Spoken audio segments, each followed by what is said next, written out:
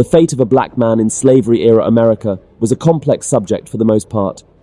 The life and living conditions of an enslaved black man depended on the graces or otherwise of their white masters or whoever held them in possession. Most black people were not so lucky with their experience of slavery, and this is why the story of Solomon Northup makes for an intriguing piece. This is the story of Solomon Northup, a freeborn black man who spent 12 agonizing years away from his family with different enslavers. Solomon would later chronicle his many life travails and slavery experience in his best-selling memoir titled 12 Years a Slave. This book continues to play a significant cultural and historic role in portraying the slavery era from the black man's perspective. America's distant slave era past is filled with many gory stories of racially charged discrimination, injustice, and inequality shown to people with African roots. Black enslaved people were subjected to the highest form of cruelty. For these people, one of whom was Solomon Northup, life was an unending struggle for their right to live, and they often lived at the mercy of their white masters. You are welcome to the latest episode of the People's Journals series. In today's episode, we examine the life of Solomon Northup through the story of his long and tortuous journey from slavery to his eventual freedom. Before we take you on this intriguing journey, please tap the like and subscribe button on your screen so you'll immediately be notified whenever a new episode of our exciting series comes out. Back to our story, we start by examining the origins of our subject, Solomon Northup. Solomon was born in Minerva, New York, around 1808. The young Solomon was born to freeborn parents, a great status conferred on few black men then. His father, Mintus, a formerly enslaved person, received this esteemed title and the surname Northup from his deceased master, whose will provided freedom to all his former slaves. Solomon Northup grew up in a close-knit household in a land bought by his father. He learned to play the violin while growing up and was extensively involved in the farming activities around his home, along with his older brother. Solomon's father would later die on November 22, 1829 at Fort Edward, and just about a month later he married Anne Hampton. In the years following their marriage, Solomon Northup and his wife became parents to 3 children. The birth of these children came with the responsibility of caring for them. Solomon had to take up several jobs to meet the needs of his growing family. Some of the jobs he took included working as a laborer on the Champlain Canal, cutting timber during winter, and planting corn and oats on a farm where his late father once lived. The demands of family life continued to take center stage in the life of Solomon Northup, and his fortunes soon changed for the better as his wife took up a cooking job. While working all these jobs, Solomon continued to hone his fiddling skills, even earning some money on the sidelines from playing. He would soon move his family to Saratoga Springs in March 1834, a decision that would forever change his life story. Solomon Northup was able to make a decent life for his family while working at Saratoga Springs, yet he didn't quite enjoy the good fortune that he'd have liked. So, when the opportunity came to earn big while performing over several shows as a fiddler in New York, Northup took it up without looking back, a huge mistake. Aged 32 in 1841, Northup was approached by 2 men who offered him a playing gig in New York at their circus.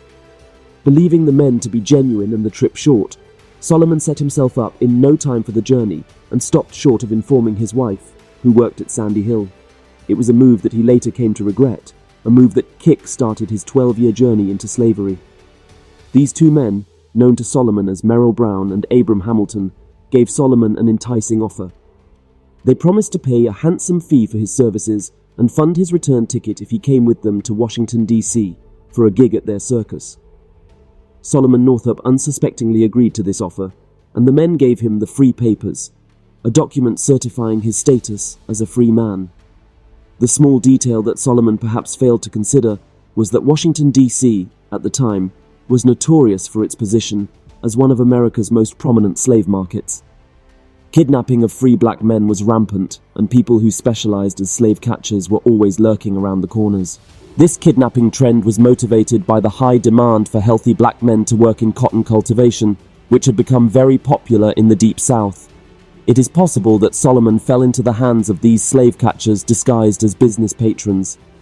A popular account of Solomon's travails in the hands of these men suggests that he was drugged before being taken away to slavery. The 2 men who invited Solomon made about £650 from selling him to a slave trader named James Birch. Solomon Northup, the freeborn man, was thus sold into slavery on the false premise that he was a fugitive slave. The man who bought him and his jailer would not as much hear or believe that Solomon was a freeborn, and they often scourged him to get the idea out of his head. These events marked the beginning of Solomon's agonizing experience in slavery, which lasted 12 years. Solomon was subjected to inhumane treatment and debasement throughout this period, and he would be traded and leased occasionally to work under different people. One of Solomon's most harrowing experiences while in slavery came when he was shipped to New Orleans by his master Birch, whose partner Freeman was scheduled to sell him. The conditions he encountered during this difficult sea journey were so bad that he and some other enslaved people contracted smallpox. One thing is worth mentioning about the story of Solomon Northup. Throughout his travails, Solomon did not lose hope of regaining his freedom despite the odds stacked against him. Although he was wary of revealing his freeborn identity to people for lack of someone to trust and the fear of retribution, he was always looking to make acquaintances with people. He did this hoping that one day someone would put out word for him to people who knew him. On his way to New Orleans, where he would be sold, Solomon reached out to the English sailor John Manning to send word to Henry Northup about his ordeal. Henry Northup, a relative of Henry Northup, who was once the master of Solomon's father, eventually reached out to Governor Seward of New York. Governor Seward's and Henry Northup's efforts to send help to Solomon would prove ultimately futile as they couldn't identify his current location and, as such, would not know where to search.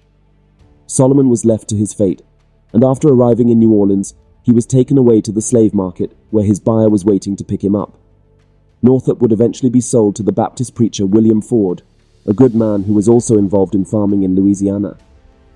His name was also changed to Platt, as were two other enslaved people sold alongside him. Solomon fared a little better in his new life at the Pinewoods home of his new master Ford.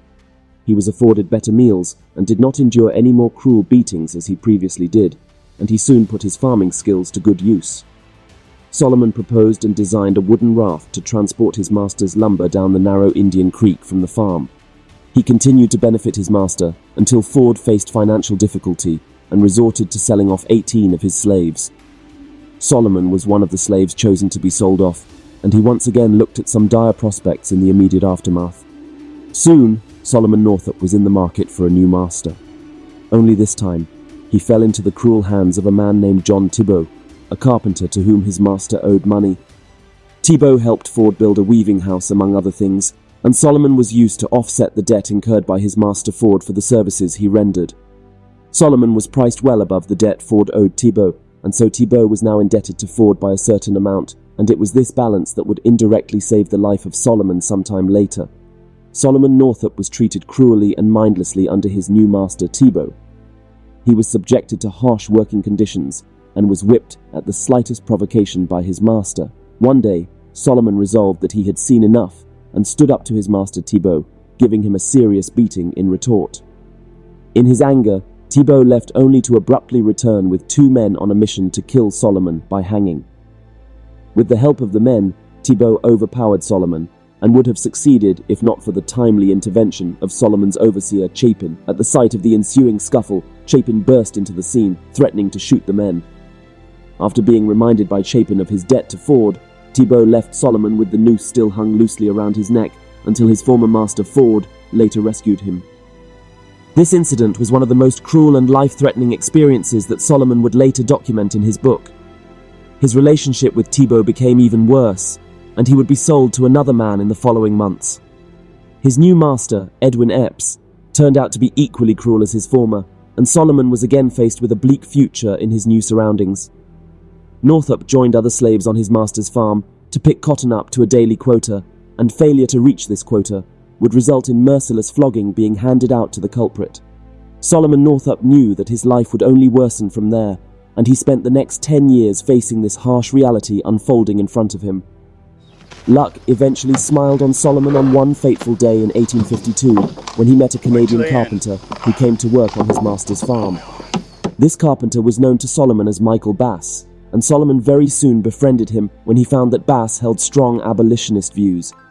Solomon saw this as a sign and opened up to Bass about his origins and how his ordeal came about, and this was the first time he had ever spoken about the subject to anyone. How's this? Michael Bass sympathized with Solomon and promised to reach out to people who might know him.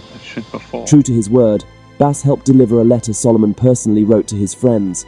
He also wrote letters of his own and sent them to Northup's friends, and this time he clearly described Solomon's present address in Bayou Boeuf to help rescue efforts. Michael Bass's letters reached the home of Northup's friends, former employers, and his wife Anne. Anne immediately called for Mr. Henry Northup, the son of Solomon's father's former master. In turn, Henry Northup contacted the governor of New York at the time. Washington Hunt and Governor Hunt responded by hiring a legal agent to take up the case on his behalf. The governor's team went to work immediately and started by finding documents showing Solomon as a freeborn New York citizen. They also began collecting affidavits of people who knew Solomon, and Henry Northup was one of the people leading on this front. In no time, the rescue efforts were in full swing. Henry Northup began his search for Bass and later succeeded in finding him by using the address provided in Bass's postmark letters. After meeting with Henry, Bass gave out Solomon's address as the plantation that Edwin Epps owned. Henry quickly went over to the place, accompanied by the sheriff, and armed with the papers that proved that Solomon was a free man. The two men were able to retrieve Solomon from the cruel hands of Epps, despite his resistance to let go of his longtime slave. After he was shown the papers and convinced that no court of law would back his side, Epps finally resigned to signing documents that took away all his claims to Solomon. Northup was finally and officially free as of January 4, 1853. He would now be free to start a new life outside the pangs of slavery, 12 years after he began the long and painful journey. Northup returned to his family in New York and started the long walk to reassert himself into regular society. Solomon's experience while in slavery left an indelible mark on him, and he made it his goal to recount and document them while he was still alive. Solomon got help from a writer and lawyer named David Wilson, and his memoir, 12 Years a Slave, was completed in about 3 months. The book contained accounts of Solomon's experience in slavery, including details of the events surrounding his kidnapping. Solomon's book was one of the earliest known witness accounts of black men sold into slavery. It shed light on the conditions that were obtainable in the plantations and vividly described the horrors that enslaved people passed through under their masters. The book also touched on some of the kindness he received and a few other light-hearted moments that struggled when cast against the prevailing darkness that seemed to hover around the book's pages. Solomon also wrote of his triumphs, the most impressive of which was his journey to freedom. He talked about how he held on to hope throughout his ordeal and was mainly oblivious to any attempts and efforts to rescue him from slavery. Northup's book soon became one of the most well-read materials ever written by a black man at the time, selling out to the tune of over 30,000 copies in 3 months. The success of his work did not faze him, and so he continued. He went on to speak on several occasions about his experience in slavery. Solomon embarked on several tours across the northeastern states, telling his stories and selling his books everywhere he went. His speeches would awaken a national consciousness in America about the evils of slavery and the gains that could be made from the experience. Solomon Northup also tried to seek justice for his agonizing ordeals in the time that elapsed between writing his book and promoting it. While on their way back to New York, Solomon and Henry Northup made a stop at Washington, D.C. in an audacious bid to prosecute his kidnappers. With the help of Henry Northup, he filed a legal complaint against the man responsible for selling him into slavery, James Birch. After filing his case with the magistrate police, Solomon was temporarily relieved when James Birch was arrested a short while later. James Birch was subsequently tried on criminal charges, headlined by the crime of kidnapping. These charges would soon be dropped when it was adjudged that Solomon was prevented by law from testifying in a Washington court, no thanks to the color of his skin. This verdict felt like a stab in Solomon's chest, and the pain was further aggravated by claims made by Birch to the fact that Solomon himself admitted to being an enslaved person who was up for sale. Although the claim could not be substantiated, the case was eventually dismissed despite the best efforts of the prosecution team led by Henry Northup. Henry argued that he and several others knew Solomon to be freeborn for a long time, but his point would count for nothing as the not guilty verdict rolled out. The ruling evoked widespread anger and dissatisfaction and would be discussed on the New York Times Magazine pages for its January 20th, 1853 publication. On October 4th, 1854, the case was reopened, and Solomon was set to testify against the two men responsible for his kidnapping. Once again, his case came up against a huge brick wall and was thrown out more than 2 years later. This time, the argument for the case's dismissal was centered on matters of jurisdiction. Counsels on either side resorted to arguing over where the crime occurred and whether a New York court had jurisdiction over a crime that was said to have taken place in Washington. Solomon Northup did not let his losses at the court deter him from talking about his experiences. He settled back into family life and went back to his carpentry work, while also taking time to hold lectures that touched on the slavery subject. Solomon devoted the following years of his life to the abolitionist movement and was a visible actor in the activities of the Underground Railroad. His work mostly involved helping fugitive slaves escape during the Civil War, and he was instrumental in the rescue and treatment efforts undertaken by black people during the war. Northup's story has lasted through several generations, and a few monuments, prizes, and places honoring his name have been raised. His memoir, and perhaps his greatest work, 12 Years a Slave, was adapted to a multiple Oscar-winning movie, and this is a testament to his spirit and unwavering resolve. Not much is known about Solomon's later life, and the account of his death is something of a mystery. What is certain, however, is that Northup lived a difficult and ultimately eventful life that very few got to see. As one of a few black men who escaped slavery, his story remains a towering monument to this day. His story is a sober reflection, an enduring reminder of the painful past that most black people in slavery-era America experienced. Solomon Northup's incredible account of a 12-year ordeal in the deep, excruciating bowels of slavery speaks to the African American's plight. It is a gory reminder of a cruel past and a hopeful peer into a future where the black man will live safely and comfortably in America. On this note, we come to the end of today's video. Thanks for watching, and remember to like the video and then hit the subscribe button so you can be notified the next time we put out another exciting video like the one you've just watched. Stay tuned for more exciting videos from our channel, People's Journals, where we bring you history's most important stories.